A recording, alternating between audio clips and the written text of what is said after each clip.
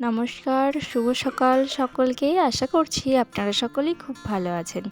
চলুন আজকের ভিডিওটা শুরু করা যাক। আজ যাচ্ছি, দেখুন রাস্তাটা কি সুন্দর দেখতে লাগছে, কি অপূর্ব তাই না? চারিদিকে গাছপালা, দুই সাইডে মাঝখানে রাস্তা যাচ্ছে। তো এই দিকে আমরা কোথায় যাচ্ছি দেখতে হলে, জানতে হলে ভিডিওটা শেষ পর্যন্ত দেখুন। আর এই দিকে আকাশটা খুব সুন্দর দেখুন দেখতে লাগছে। চলুন, আজ যাচ্ছি আমি আমার বাপের বাড়ি, মানে খেপির মামা বাড়ি।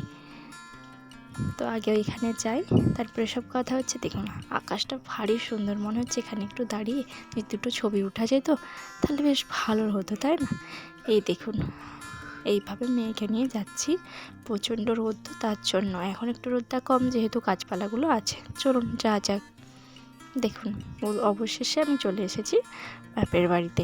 এইদিকে দেখুন আমার দাদা দাঁড়িয়ে আছে, ক্যামেরা দেখে আবার লুকিয়ে পড়ছিল, তাই একটু আবার ওকে ক্যামেরায় নিলাম।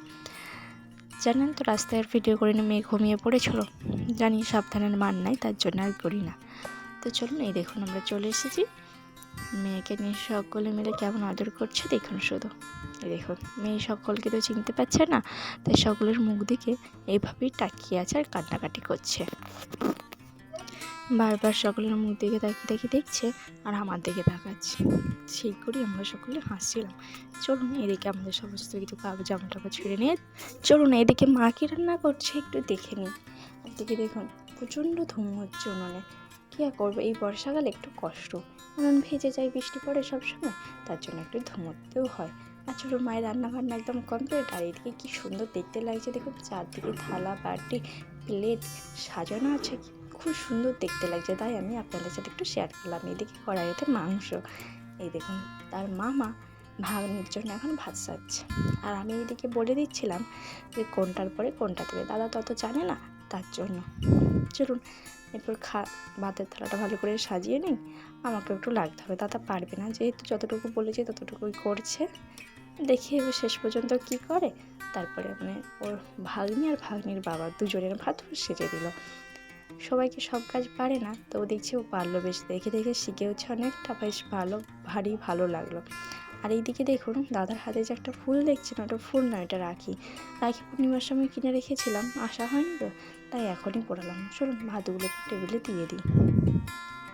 প্রথমে বড়মশাই বসেছে, ওনাকেই প্রথমে দিলাম ভাতটা, তারপরে এবার ওর মামা ভাগ্নির ভাতটা নিয়ে আসবো। এই দেখুন এদিকে বাবা ভাতটা দিয়ে দিল, তাই আমি টেবিলে ধরে দিলাম। চলুন এবার ভাগ্নিকে ভাতটা খাইয়ে দেখি, আপনারা দেখতে থাকুন।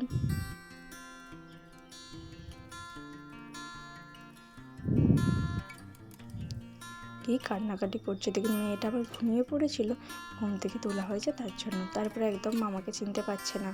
এই দেখুন আমার কোলেতে যদিও একটু খাবার খেলো, একটু পায়েসটাই খেলো, তারপরে আমি মুখে একটু জল দিয়ে দিলাম, মুখ ধুয়ে দিলাম, ব্যাস হয়ে গেল। চলুন এরপর ভিডিওটা আপনারা দেখতে থাকুন। আর খাওয়া হয়ে গেল, এরপর আমরা খাওয়া দাওয়া করে নিই। তারপরে